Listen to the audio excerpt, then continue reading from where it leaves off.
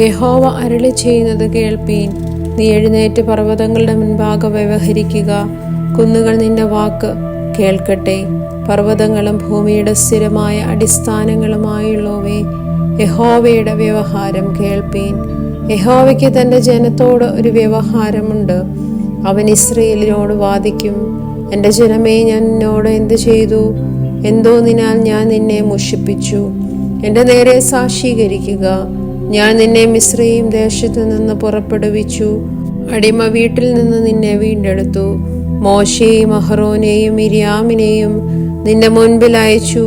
എൻ്റെ ജനമേ, നിങ്ങൾ യഹോവയുടെ നീതി പ്രവർത്തികളെ അറിയേണ്ടതിന് മോവാബ് രാജാവായ ബാലാക്ക് ആലോചിച്ചതും ബെയോരിന്റെ മകനായ ബിലെയാം ഉത്തരം പറഞ്ഞതും ശിത്തീം മുതൽ ഗിൽഗാൽ വരെ സംഭവിച്ചതും ഓർക്കുക.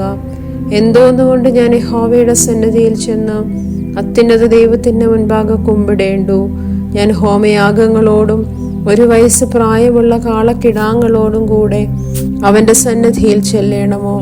1000 ആട്ടുകൊറ്റനിലും 10,000 തൈല നദിയിലും യഹോവ പ്രസാദിക്കുമോ? എൻ്റെ അതിക്രമത്തിന് വേണ്ടി ഞാൻ എൻ്റെ ആദ്യജാതനെയും ഞാൻ ചെയ്ത പാപത്തിനു വേണ്ടി എൻ്റെ ഉദരഫലത്തെയും കൊടുക്കണമോ?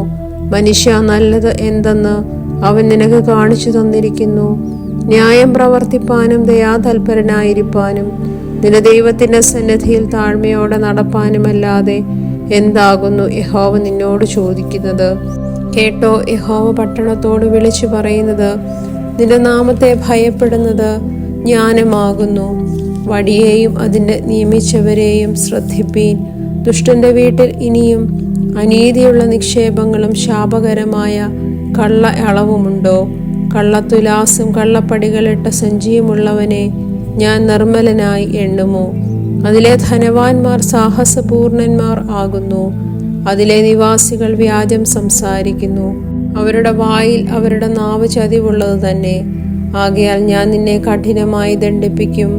നിന്റെ പാപങ്ങൾ നിമിത്തം നിന്നെ ശൂന്യമാക്കും. നീ ഭക്ഷിക്കും, തൃപ്തി വരികയില്ല. വിശപ്പ് അടങ്ങുകയുമില്ല.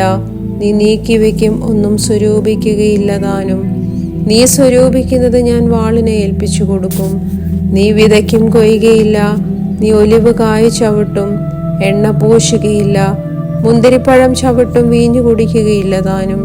ഞാൻ നിന്നെ ശൂന്യവും നിന്റെ നിവാസികളെ പരിഹാസ വിഷയവുമാക്കേണ്ടതിനും നിങ്ങൾ എൻ്റെ ജനത്തിൻ്റെ നിന്ന വഹിക്കേണ്ടതിനും ഒമ്രിയുടെ ചട്ടങ്ങളും അഹാബ് ഗൃഹത്തിൻ്റെ സകല പ്രവർത്തികളും പ്രമാണമാക്കിയിരിക്കുന്നു. അവരുടെ ആലോചനകളെ നിങ്ങൾ അനുസരിച്ച് നടക്കുന്നു. ദൈവമേ, സ്തുതി നിനക്ക് യോഗ്യമാവുന്നു. ബാറയ്ക്കുമോർ.